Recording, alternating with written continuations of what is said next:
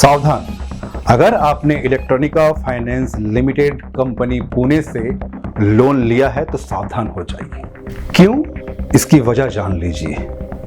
अगर आप किसी भी एनबीएफसी कंपनी से लोन लेते हैं और किस्त देने में आपको दिक्कत आती है या किसी कारण आपने किस्त भरा ही नहीं, तो कंपनी सबसे पहले आपको एक नोटिस जारी करके नोटिस भेजेगी। फिर आर्बिट्रेशन होगा। आर्बिट्रेशन में आप अपना ईएमआई कम या ज़्यादा कर सकते हैं। आर्बिट्रेशन से भी अगर आप संतुष्ट नहीं होते हैं तो ये मैटर सीधा कोर्ट में चला जाएगा और कोर्ट किसी भी निर्णय लेने से पहले जिस व्यक्ति ने लोन लिया है उससे एक सवाल करेगी, आखिर क्यों आपने अपना किस्त नहीं भरा। लेकिन अगर आप इलेक्ट्रॉनिका फाइनेंस कंपनी से लोन लेते हैं तो ये सब कुछ नहीं होने वाला। कंपनी सीधा कोर्ट का ऑर्डर लेके आएगी और आपके सारे मशीनों को उठा के लेके चली जाएगी। कंपनी और कोर्ट से कोई नोटिस भी नहीं आएगा और ना ही आर्बिट्रेशन होगा। अगर आपने कोई मॉर्गेज लोन लिया है तो आप अपने ही घर से बेघर कर दिए जाओगे और वो भी आपको पता नहीं चलेगा। लॉकडाउन से पहले हमने हर महीने बराबर किस्त भरे।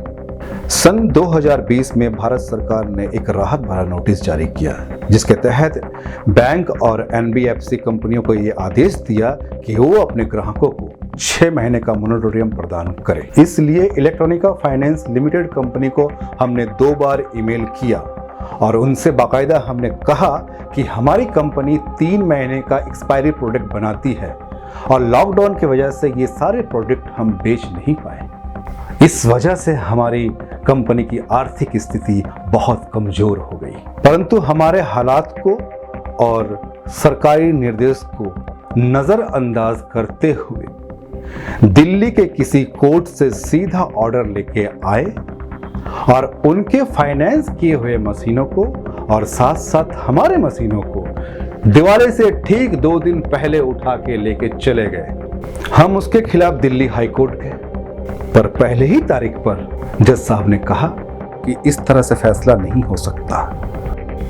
हम केस को उसी कोर्ट में ट्रांसफर करते हैं और बताते हैं कोर्ट को। लेकिन हमने इस बात का विरोध किया और हमने कहा कि उस कोर्ट का क्षेत्र अधिकार नहीं है, क्योंकि हमारी कंपनी मुंबई की है और इलेक्ट्रॉनिका फाइनेंस लिमिटेड कंपनी भी मुंबई की है और लोन की स्टैंप ड्यूटी भी मुंबई से ही भरी हुई है। इस पर कोर्ट ने इलेक्ट्रॉनिका फाइनेंस लिमिटेड कंपनी को यह आदेश दिया कि वो अपना डॉक्यूमेंट्स जमा करवाएं।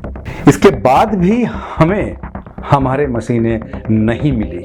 फिर हमने 20 दिन के बाद जल्दी सुनवाई की अर्जी लगाई ताकि हमारे कंपनी के साथ जुड़े हुए 40 लेबर काम कर सके। प्रतिदिन नुकसान हो रहा था और हमारी मशीनें भी खराब हो जाएगी। हमारा सीजन भी है, लेकिन हमारी जल्दी सुनवाई की अर्जी खारिज हो गई। कोर्ट के आदेश के बावजूद पार्टी ने अपना कोई डॉक्यूमेंट्स जमा नहीं करवाई। दूसरी तारीख लगी, उसके बाद फिर तीसरी, तो भी पार्टी ने कोई डॉक्यूमेंट्स नहीं जमा करवाई, जबकि पार्टी मौजूद थी। फिर क्या? जज साहब को फैसला सुनाना था और जज साहब ने हमसे पूछा कि आप पैसा कितना भरोगे। ये सुनने के बाद हम आश्चर्यचकित हो गए। 8 महीने से कितना नुकसान हो रहा था। अचानक मशीनें उठाने से हमारे पार्टियों का पैसा डूब गया और हमारे सारे रॉ मटेरियल खराब हो गए। 7 महीनों से हम 40 लेबरों का सैलरी दे रहे थे और फिक्स इलेक्ट्रिसिटी ड्यूटी हर महीना 1,50,000 लग रहा था। इसके बावजूद हम कुछ भरने के लिए हम ही भरे, जबकि हमारा इतना नुकसान हुआ। हमारे पास पैसा भी नहीं था। 7 महीने से हमारी मशीनें फाइनेंस कंपनी के पास है और उसका भी ईएमआई मांगा और जज साहब ने कहा कि आपस में समझौता कर लो और केस को उस कोर्ट में ट्रांसफर कर दिया और कहा कि उस कोर्ट को फैसला करने दो कि उसका क्षेत्र अधिकार आता है या नहीं, और मशीन को उठाने के तरीके को गलत बताया, फिर भी हमें हमारी मशीनें नहीं मिली। इस फैसले के खिलाफ हम सुप्रीम कोर्ट गए। फैसला हमारे पक्ष में आ भी जाता तो क्या हमारी मशीनें चलती? इसके साथ जो हमारी दूसरी मशीनें पड़ी थी वो भी खराब हो गई। एक स्टार्टअप कंपनी पूरी तरह से बंद पड़ गई। 40 लेबर बेरोजगार हो गए। जब एक कंपनी चलती है तो उसके साथ में और भी 4 कंपनी चलती है।